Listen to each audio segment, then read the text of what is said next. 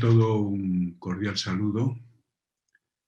Quiero agradecer a la Universidad Gabriela Mistral la invitación a este evento, de educación online en pospandemia, dedicado a lo que vendrá, al futuro de la educación online, y especialmente a este capítulo de reflexión sobre el tema de una humanización de la educación online.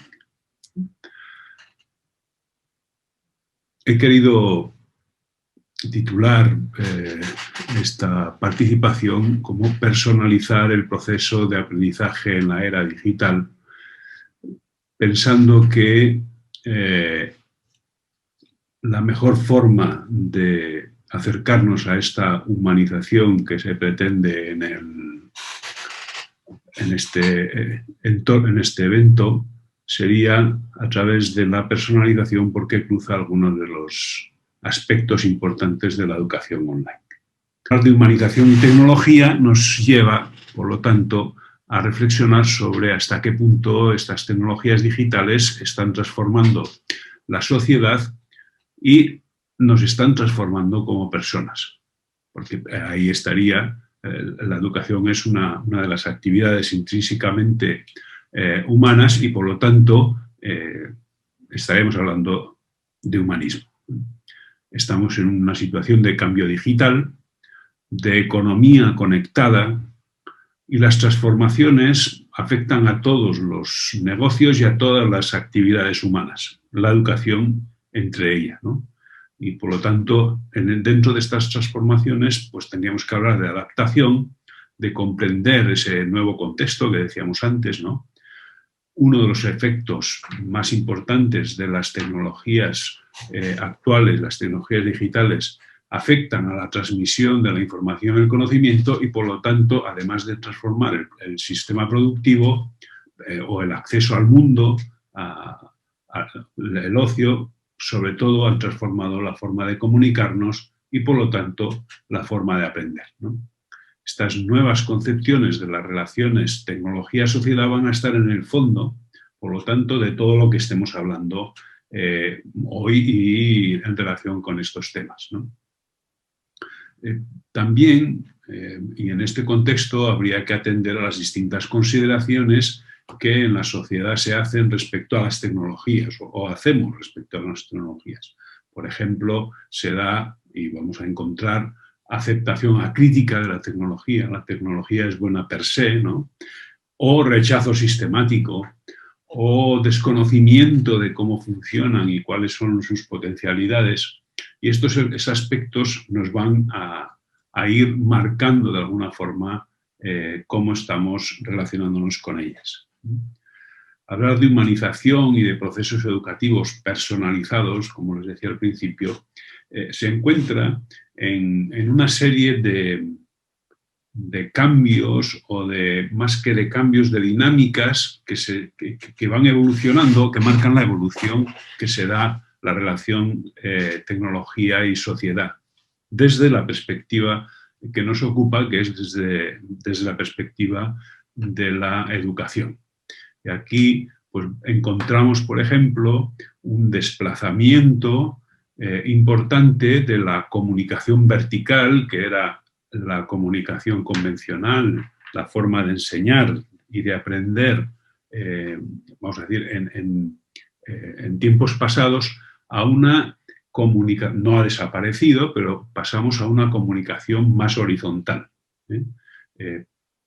Este cambio no es una dicotomía, es como un espectro, y entonces, bueno, pues hay situaciones donde esa comunicación horizontal es cada vez más importante y a veces no sabemos adaptarnos, es lo que estábamos diciendo antes en relación con la sociedad. O podemos ir de la transmisión, de la mera transmisión de conocimientos, a la participación por parte de los usuarios, en este caso alumnos, estudiantes, personas adultas que están aprendiendo, trabajadores, la participación en la construcción y elaboración de ese conocimiento. Es decir, no son receptivos, sino que son activos en el en la construcción, en la organización y en el intercambio de ese conocimiento, ¿no? Hay otro espectro, por ejemplo, de trabajar en grupos muy establecidos que vienen marcados, pues, fundamentalmente por la universalización de la educación obligatoria, el auge de la escuela, ¿no? Hace siglo y medio o siglos, producto de la industrialización, y que hace que en las escuelas se vayan agrupando por grupos más o menos vamos a decir, uniformes no, homólogos, ¿no? Y, claro, no podemos tener un maestro por cada alumno y, por lo tanto, los agrupamos de algunas formas. Ahí hay multitud de diferencias personales, hay multitud de necesidades y multitud de estilos y de visiones del mundo. Sin embargo, les vamos dando una misma solución formativa. Bueno, pues eso cambia y evoluciona a adaptar cada vez más los procesos formativos a las personas, ¿no? Hay otros aspectos, por ejemplo, el trabajar desde la comunidad, todos juntos, a trabajar en red, ¿eh? Es decir, que todos nosotros somos núcleos, nodos de esa red y, por lo tanto, vamos intercambiando desde esa perspectiva que decíamos antes horizontal. Todas estas espectros o dimensiones que estamos marcando y otras que podríamos ir añadiendo se interseccionan y nos van dibujando el contexto en el que nos movemos. Obviamente, en la idea de este evento, estaremos pensando que pasamos o tendríamos que pasar de una etapa de emergencia no planificada, que es lo que nos pasó, sobre todo en el 2020, ¿no?, a una urgencia planificada. No, es decir, esta urgencia planificada es el cambio importante que debemos hacer, la reflexión y la puesta a disposición de los ciudadanos de nuevas formas de aprender más horizontales, más participativas, más personalizadas y más en red horizontal, ¿no? Y en esta línea es donde vamos a ir trabajando en este reto. Por lo tanto, al hablar de humanización y procesos educativos, a mí se me ocurre que los procesos de enseñanza-aprendizaje deben ser inclusivos, porque si no, rompería el valor democrático de la educación de proporcionar igualdad de oportunidades a todos los ciudadanos. Debe ser contextualizada, una educación contextualizada. No podemos aplicar las soluciones de un sitio a otro, podemos mirar errores y éxitos de otros para intentar adaptarlos a nuestra situación, pero la educación sabemos que es contextualizada porque está muy asociada a la cultura y la cultura está contextualizada, ¿no? Conectada en red y, por lo tanto, al estar conectada también va a tener un aspecto, vamos a decir, universal, que a lo mejor entra no en contradicción con lo de contextualizada, pero sí, en algunos casos, en fricción. Y luego va a ser personalizada. Y podríamos añadir, con toda seguridad, varios ítems más en esta lista, pero me voy a centrar sobre todo en el resto de la charla en estas 4. Para empezar, el que sea inclusiva quiere decir que todo el mundo tiene que tener oportunidad de acceso a los procesos de enseñanza-aprendizaje, en nuestro caso, los procesos de enseñanza-aprendizaje online. Esto sabemos que no es así, ¿no? Pero esta inclusión digital, para mí, está asociada a 3 procesos. No los vamos a detener, pero sí me gustaría nombrarlos. El primero es la disponibilidad en la comunidad de infraestructura de telecomunicaciones y redes. Si no tenemos acceso Si no tenemos dispositivos, si no tenemos acceso a dispositivos y a las redes, obviamente mal vamos a tener el acceso a los servicios de enseñanza-aprendizaje, ¿no? Pero además de esta disponibilidad, necesitamos un nivel por encima que es la accesibilidad a los servicios que ofrece la tecnología. De nada nos sirve tener redes, cables, dispositivos si luego no tenemos acceso a los servicios, por ejemplo, porque son de pago. O por otros motivos que no vienen, digamos, ya he dicho que no nos íbamos a detener, porque esto sería todo una conferencia sobre este tema. Y el tercer aspecto es las competencias y los conocimientos para hacer un uso adecuado de las tecnologías y las redes. Tenemos acceso a los dispositivos, tenemos acceso a los servicios, pero no sabemos hacer uso de ellos, no sabemos explotarlos adecuadamente, pues nos vamos a encontrar en la misma situación. Vamos a ver que estos aspectos van a estar presentes en alguno de los otros que hemos comentado, porque se entrelazan y se interfieren unos a otros. Bueno, se interconectan mejor, porque interferir no sería el concepto adecuado. Hemos dicho también que esta educación online humanizada debería ser contextualizada. Contextualizada quiere decir que tenemos que atender a los escenarios donde se produce el aprendizaje y intentar personalizar, adaptar a las diferencias personales estos escenarios. Obviamente, estos escenarios nuevos proporcionados por la tecnología nos producen una apertura a la sociedad del conocimiento, ¿no? Y por lo tanto se incorporan desde esta apertura a los procesos de enseñanza-aprendizaje, proporcionan una diversificación de modalidades de enseñanza. Podemos tener desde MOOCs, ¿no?, de masivos, hasta situaciones casi de diálogo entre el docente y el alumno. Y podemos tener mucho trabajo horizontal, aprendizaje colaborativo y el convencional que decíamos antes, mucho más vertical, de comunicación vertical.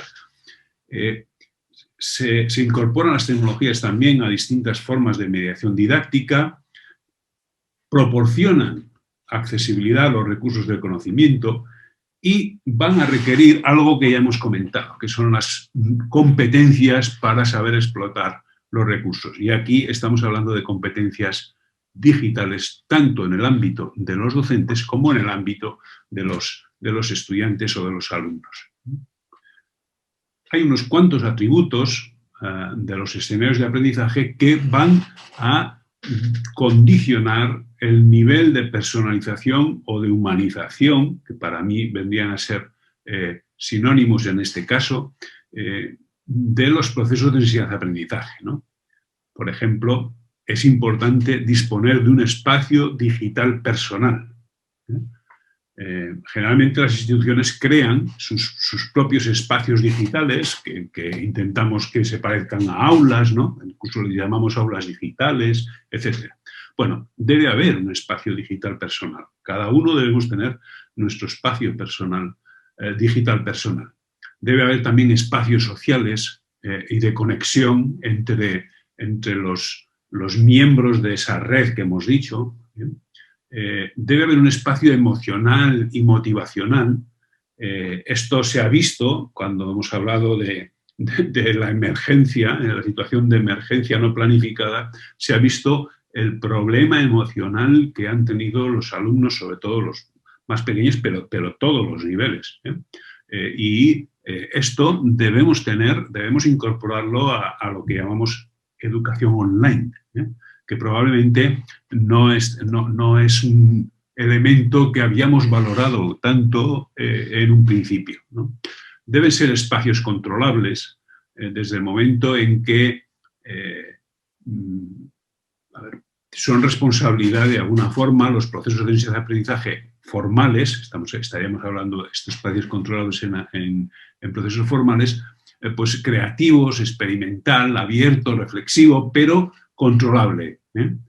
Espacio evaluado y certificado, sobre todo si estamos en el ámbito formal, como comentábamos antes, caracterizado por la gestión del conocimiento y debe ser inclusivo, como hemos comentado anteriormente. Otra de las características que marcábamos era que debe ser una educación conectada en red, y para eso vamos a necesitar desarrollar, trabajar en profundidad competencias para el siglo XXI, que una de ellas sería esta competencia digital, pero también está la de resolver problemas nuevos, ser proactivos, tener esa flexibilidad para aprender y desaprender. Y aquí caeríamos en elementos de cómo entendemos en la nueva sociedad que estamos creando qué es aprender, qué es desaprender, qué es enseñar, porque ahora ya no es, enseñar no es transmitir, lo que decíamos al principio, ¿no?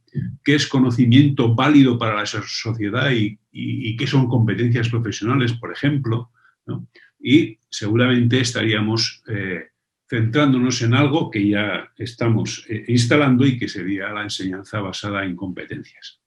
Obviamente, como hemos dicho, sobre todo desde esa perspectiva de educación conectada, estamos hablando de la gestión personal del conocimiento, del manejo de instrumentos, dispositivos, aplicaciones, de ser o estar en la red, de saber comunicar, y eso nos lleva al desarrollo de la alfabetización, de manejo de las tecnologías, pero no solo del manejo de las tecnologías, sino de alfabetización digital, mediática e informacional. Saber manejarse en los recursos del conocimiento. Estaríamos, por lo tanto, hablando de modelos de competencia para los alumnos, modelos de competencia digital para los docentes, saber explotar no solo las tecnologías para la comunicación, sino también para desarrollar mejores estrategias de aprendizaje. Y ahí estaríamos hablando de, por ejemplo, de modelos que hablamos, modelos de TPACK, ¿no? Modelos, este podría ser uno de los modelos clave que nos ayudarían en esa línea de manejo de las competencias digitales. El cuarto vendría a ser la personalizada, y ahí estaríamos hablando de integración de lo formal y no formal, y sobre todo de la diversificación de las perspectivas o de las formas de trabajar, de proponer las secuencias y el itinerario de aprendizaje de los alumnos. Aquí hablamos de itinerarios flexibles de aprendizaje, donde el alumno participa en la organización y la construcción de su propio itinerario, ¿no? Estaría caracterizado por organizadores, por dar visión completa de lo que tenemos que trabajar, ofrecer un sistema de navegación flexible, ¿no? Y proporcionar control al alumno y participación en la presentación. Nosotros, por ejemplo, hemos trabajado con organización de los aspectos de funcionamiento de procesos de enseñanza-aprendizaje, de los elementos en secuencias, de tal forma que el alumno puede participa en el recorrido que va a hacer de su propio proceso de aprendizaje, ¿no? Este ejemplo de organización de los recursos, pues daría recorridos individuales, recorridos cada vez más, más individuales, personalizados y diferentes unos alumnos de otros, ¿no? Para diseñar estas propuestas metodológicas nuevas, pues obviamente debemos trabajar en objetos de aprendizaje, debemos trabajar organizando secuencias de aprendizaje adaptadas a esa construcción personal de su propio itinerario, es decir, construir un itinerario con distintas unidades que llamamos secuencias, y un sistema de seguimiento de todo lo que hace, que estaría incorporando ese espacio emocional, personal, etcétera, en el proceso y la toma de decisiones de los propios alumnos. ¿Cuáles serían los retos aquí? Bueno, uno, combinar aprendizaje formal e informal, obviamente. Mejorar la alfabetización digital de ambos, o de todos, vaya, de docentes y de discentes. Atención a modelos pedagógicos contextualizados, que decíamos antes, todo el tema de personalización del aprendizaje y alcanzar el equilibrio entre conexión y desconexión dentro del funcionamiento vital, de nuestro recorrido vital, y mantener sobre todo la relevancia de la dimensión didáctica del proceso. Estos serían un poco los elementos de reflexión que quería aportar a este ítem, a esta lema de humanización de la enseñanza digital en la que pues, estamos trabajando. Espero que al menos les provoque interrogantes y ese sería mi principal objetivo en esta sesión. Gracias de antemano.